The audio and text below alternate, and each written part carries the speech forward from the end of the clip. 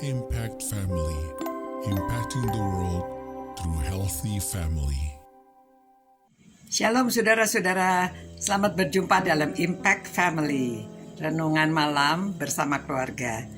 Saudara, saya sudah memberitahu kemarin bahwa kita akan berbicara bagaimana kita mengatasi tekanan hidup atau stres ya. Yang pertama, kita mengetahui bahwa Tuhan itu mengasihi kita. Ya, Tuhan Yesus mati untuk menebus dosa-dosa kita. Nah, saudara-saudara, dari Yohanes pasal 10 ayat 16 dan 17 begini bunyinya. Ada lagi padaku domba-domba lain. Ya, tadinya domba-domba itu disebut domba-domba Tuhan Yesus itu dari bangsa pilihan. Ya, lalu domba-domba lain, yaitu ya semua domba-domba yang di luar bangsa pilihan ini ya, atau yang orang-orang Yahudi merasa bahwa mereka lah bangsa pilihan. Jadi mereka domba-domba yang aslinya, tapi Tuhan Yesus mengatakan ada lagi padaku domba-domba lain yang bukan dari kandang ini, ya, termasuk saudara dan saya. Domba-domba ini harus kutuntun juga, dan mereka akan mendengarkan suaraku, dan mereka akan menjadi satu kawanan dengan satu gembala. Ini sudah terlaksana ya, menjadi satu kawanan dengan satu gembala. Saudara dan saya sudah terima Tuhan, dan kita sudah dimasukkan ke dalam keluarga Allah, ya, menjadi domba-domba dari Tuhan Yesus juga. Nah, ayat 17, Bapa mengasihi aku dan oleh karena aku memberikan nyawaku untuk menerimanya kembali. Jadi pengorbanan Tuhan Yesus, Yesus memberikan nyawanya itu bagi semua orang untuk menerima kembali domba-domba yang lain. Ya, mari kita bersyukur. Jadi pada waktu kita ada tekanan, kita lihat, gak apa-apa, kan Tuhan sayang sama saya. Tuhan Yesus sudah mengorbankan dirinya untuk kita. Ya, kalau kita menderita sedikit, layaklah. Tuhan Yesus saja sampai menderitanya seperti itu demi kasihnya kepada saudara dan saya. Jadi pada waktu kita bersyukur, pada waktu kita menyadari bahwa ada yang mengasihi kita, kita itu tekanan kita berkurang.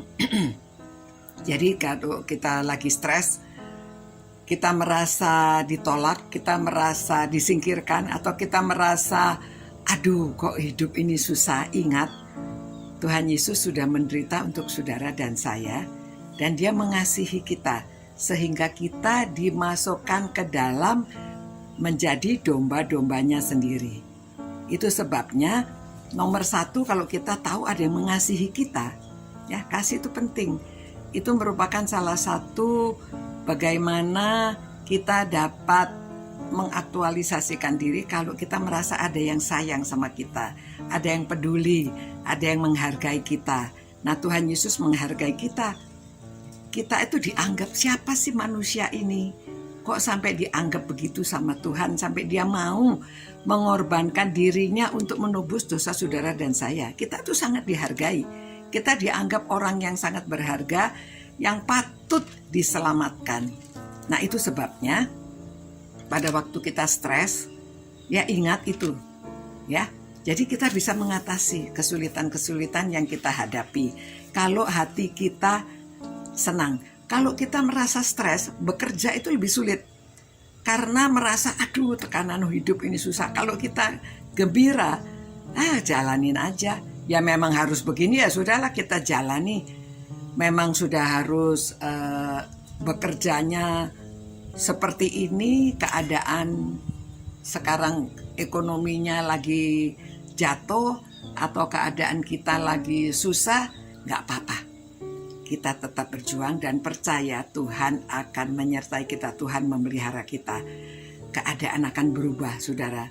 Percaya, cara saudara, pandangan saudara itu kalau berubah, keadaan berubah. Sama seperti kacamata ya. Kalau dia fokusnya tidak bagus, kita ganti kacamata fokus yang benar, Kalau kita tahu bahwa hidup kita itu bagaimana kita menghidupi hidup ini dengan benar, dengan sukacita, dengan bersyukur, maka keadaan berubah. Ya, apakah semudah itu? Ya, kalau saudara bisa memilih untuk sukacita, kalau saudara memilih untuk saudara bahagia, kalau saudara memilih saudara mau fokus karena Tuhan mengasihi kita dan mengerti. Kalau saudara mau memilih untuk tidak stres, itu pilihan. Saudara boleh stres, itu stres terus saudara. Memelihara anak ya stres, anak yang gak nurut kita stres. Kalau masalah antara suami istri, orang tua anak, mertua, itu semuanya membuat stres. Tetapi kalau kita merasa semua orang kan hidupnya seperti ini, Tuhan sayang sama saya sampai dia rela mengorbankan hidup saya ini berharga.